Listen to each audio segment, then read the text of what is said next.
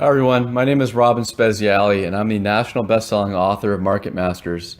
You can pick up my book, Market Masters, at your favorite bookstore or online at Amazon.com or Amazon.ca. Alright, so in this video, I'll be talking about my 72 rules on investing in stocks. This is part 2 of a 3-part series. If you haven't listened to part 1 of my rules on investing in stocks, close out this video, listen to part 1 first. But I'm sure most of you are here for part 2, so here we go. We're going to go from rules 26 through 50. So rule 26, I accept that I'll have losers in my career, those stocks that go down. Meaning that, stocks will decline, they won't work out, but it's my job to make sure that my winners always outnumber and outperform my losers.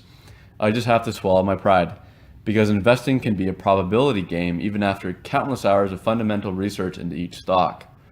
That said, as I progress in my investing career, my losers aren't as much a result of investing in companies outside of my circle of competence, like biotech, which I avoid like the plague, as they are placing too much faith in management that doesn't deliver and execute on its vision and growth projections. Rule 27. The stock market has buyers and sellers, right? Obvious, makes sense. But I want to make sure that when it's time to sell my stocks in the future, that there's buyers who want to purchase from me. That high-level simplistic thinking has saved me from making some bad investments.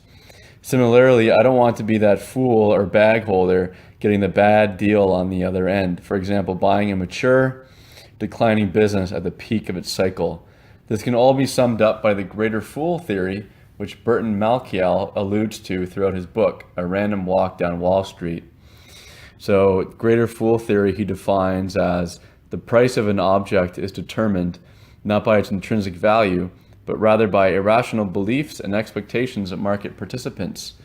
A price can be justified by a rational buyer under the belief that another party is willing to pay an even higher price.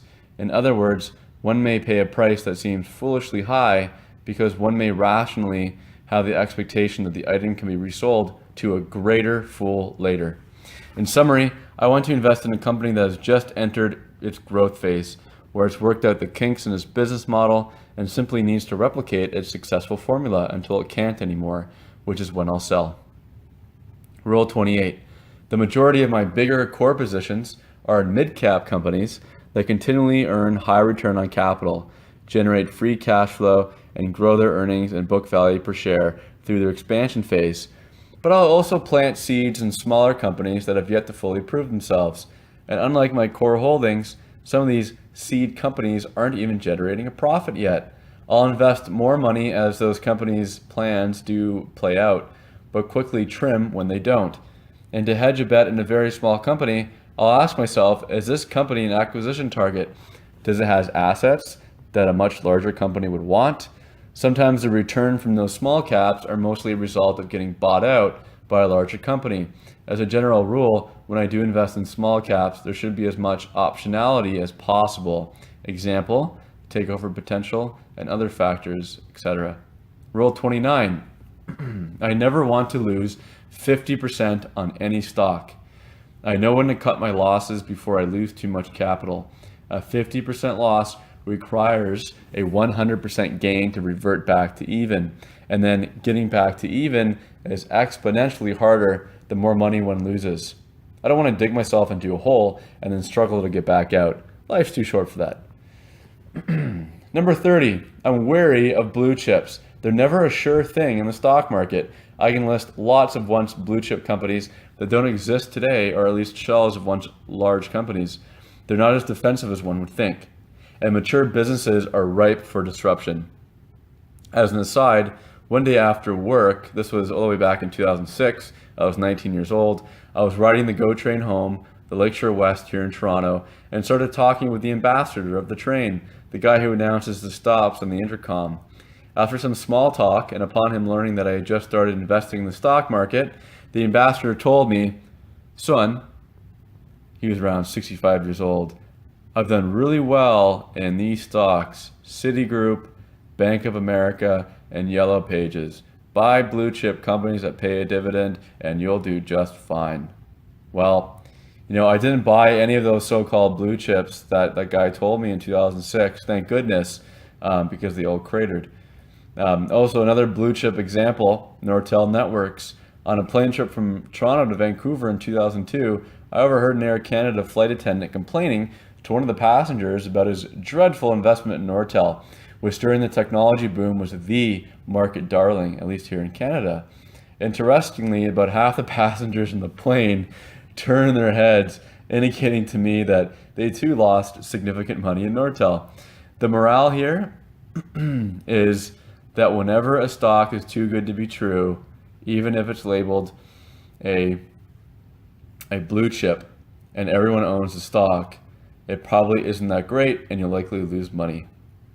Do your research. Number 31, I'd get a bit cautious once normal, average day people who never bought stocks in their lives are getting into the stock market because of a certain hot sector or hot stock. Today in 2017, at the tail end, Bitcoin comes to mind. Everyone's talking about Bitcoin. Let's get rich on Bitcoin. Especially when they proclaim it can only go up, and it's so easy to make money right now without conducting any fundamental research. That'll probably be a good sign that a peak is forming in the market. And it also reminds me of the Toronto housing market. In spring of this year, I wrote an article on my blog on Speziale.com. I said something's got to give. Sure enough, after that blog in April, in July, August, prices dropped close to 30% here in Toronto. But I also realized that markets can stay euphoric for longer than I think. Regardless, I don't cash out. I stick with great companies as long as they're great and growing. I don't just sell when I think my stocks have become overvalued. Unless, again, like we talked about in part one, they've crossed my 10% portfolio size threshold, or when the market is reaching its peak. Similarly, some people might never buy stocks because they're always, quote unquote, too expensive, and then miss out on every stock market bull rally until they die. Now that would be sad. As Martin Zweig said, one of the frustrating things for people who miss the first rally in a bull market is that they wait for the big correction and it never comes. The market just keeps climbing and climbing. Rule 32. I know and accept that I'm not going to get rich quick. I control my greed because greed can lead to very bad decisions in the market. I don't feel smart when my stocks have gone up in a bull market because a rising tide lifts all boats. And that means I definitely don't speculate in the market. Conversely, I invest more in the market when I feel fearful because that's when most people are selling stocks and driving down stock prices so that they're cheaper for more astute and experienced investors. As Jesse Livermore, author of the famous book Reminiscences of a Stock Operator, said, all through time, people have basically acted and reacted the same way in the market as a result of greed, fear, ignorance, and hope. That is why the numerical formations and patterns recur on a constant basis. What has happened in the past will happen again and again and again, end quote. To put this in perspective, over the past 80 years, an investment in Canadian stocks has grown 1,600-fold despite 13 recessions, double-digit interest rates, and several world crises. Same goes for the American stock markets, exchanges down there. Indeed, following each downturn, stocks have gone up to reach new highs. Number 33, I research small cap and mid cap companies as much as I can, and I read as much as I can on the markets. Every day, I can truly have an informational edge in these often overlooked smaller cap companies with little to no institutional or analyst coverage. On the other hand, for the most part, everything is already priced into those liquid, well-known large cap companies like Verizon. There's no opportunity for me to generate alpha there, in other words, to beat the market. Number 34, I don't care about any macroeconomic trends. I don't follow trends. I just invest in great non-cyclical companies that sell products in good and bad times. Rule 35, when I pull up a company's metrics on a 10-year table, I use Morningstar.com. I'll know if I found something special when the business is growing at a consistently high rate over time, and especially if it's posted little to no downside during a recession. That's important. I always check to see how a business performs through a recession. Number 36, a company's stock price performance needs to match its underlying fundamentals over time. My favorite companies have stock charts that rise steadily over time in line with their intrinsic growth and with very little volatility in their stock prices. Just an almost perfect upward trend line. These stocks are difficult to find, but Lassonde Industries comes to mind and is a good illustration.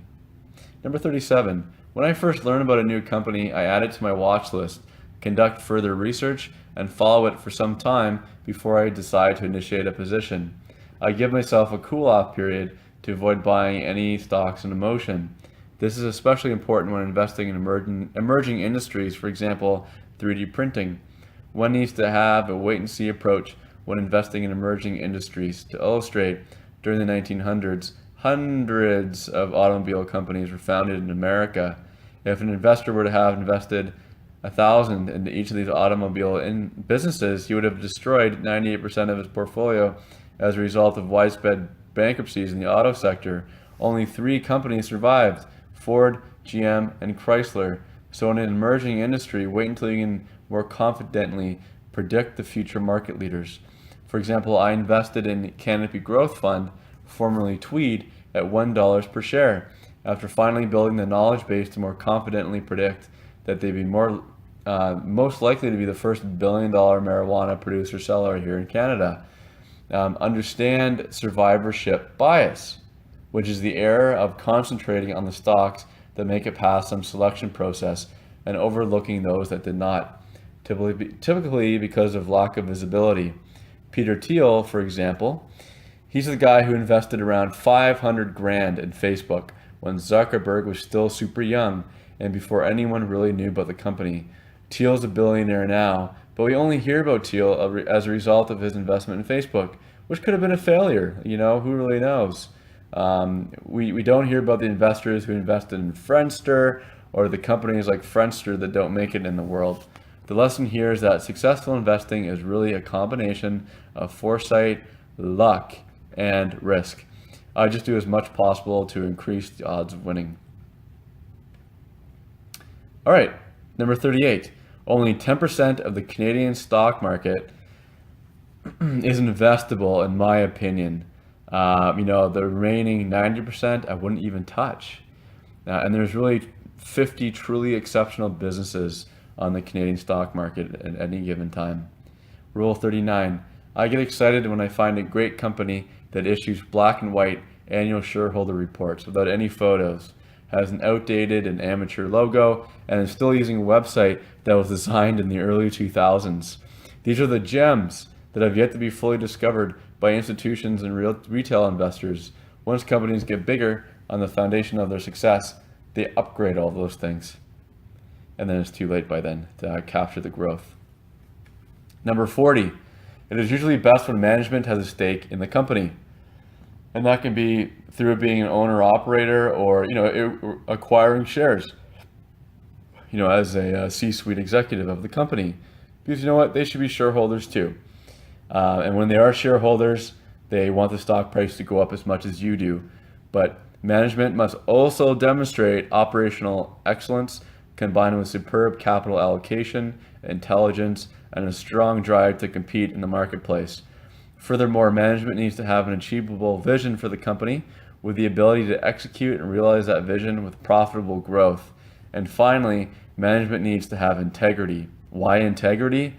If management is caught with having committed a fraud or breaking any laws, your investment in a company can quickly go zero in 1 week, or in extreme cases overnight. If you don't believe me, look into a company called Enron. Number 41. We're at a point in time where every industry is getting disrupted by technology. It's not just the technology companies anymore, like Apple disrupting RIM, now called BlackBerry, in the smartphone business, for example. Everything.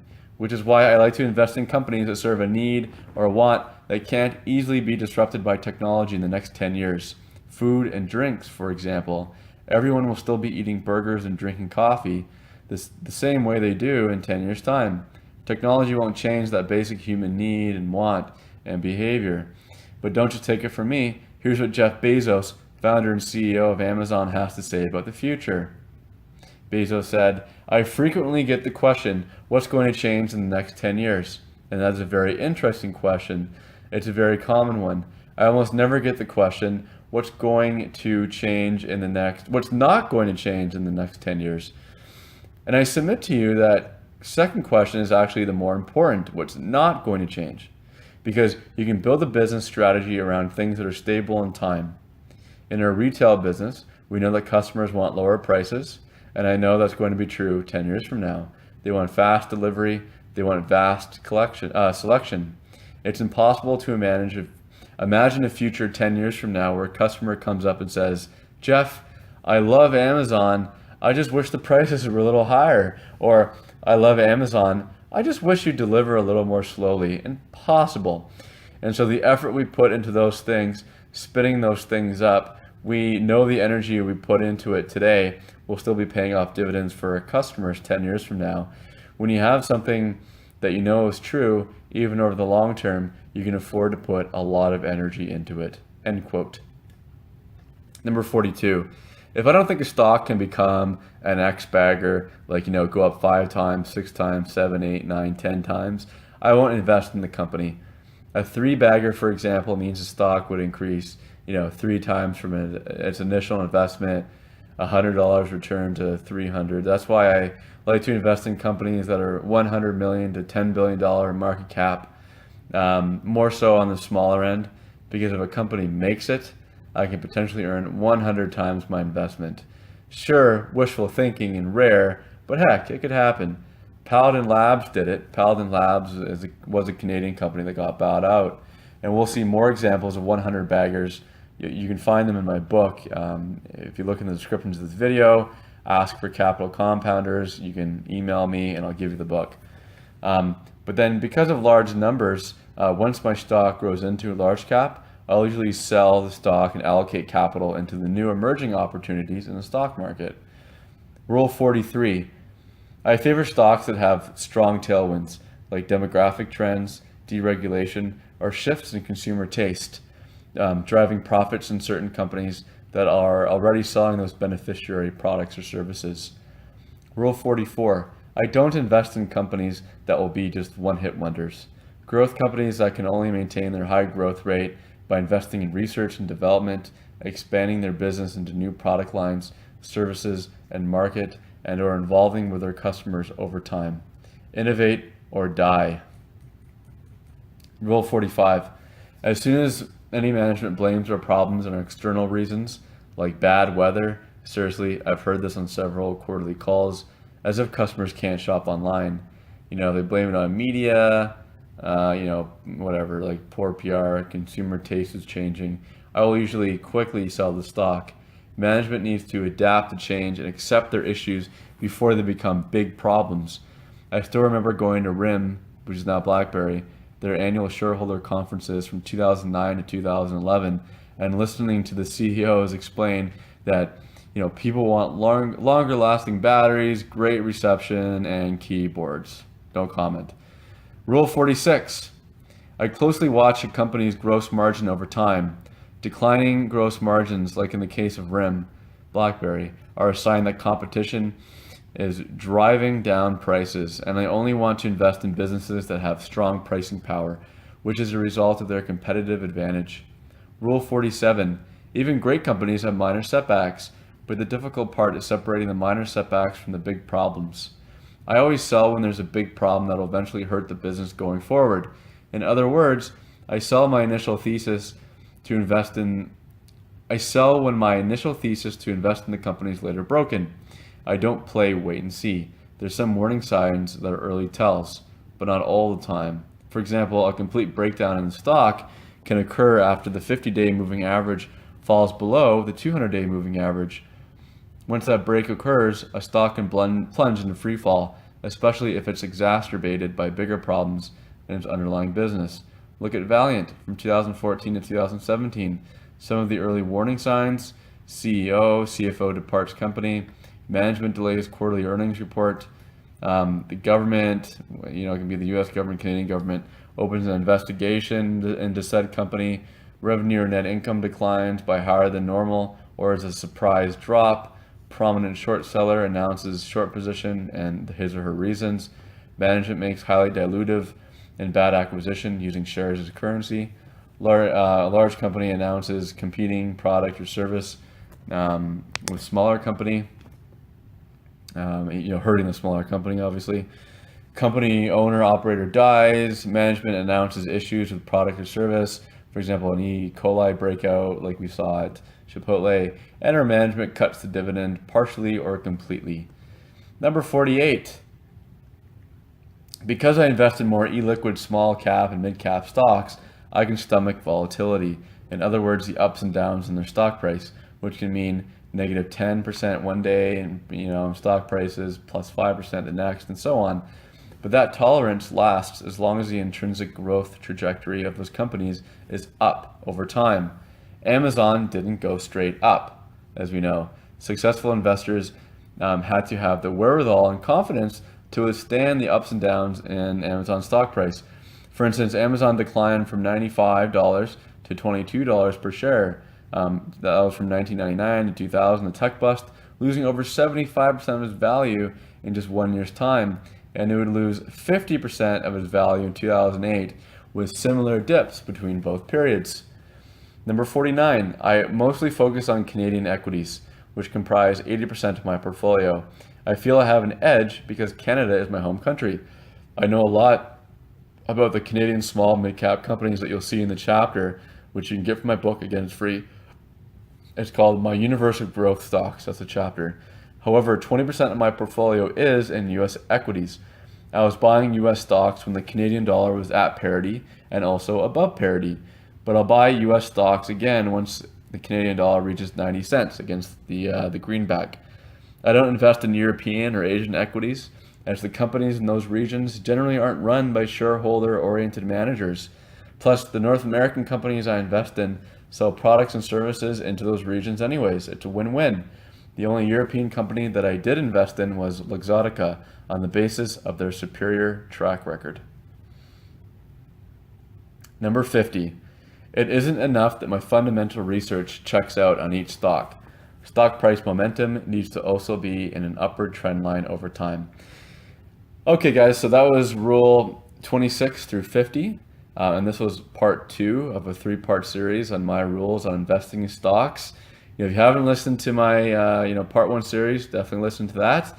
But now, move on to part 3 in the series, and you'll hear about my rules going from rule 51 all the way through 72. Thank you very much, and talk soon.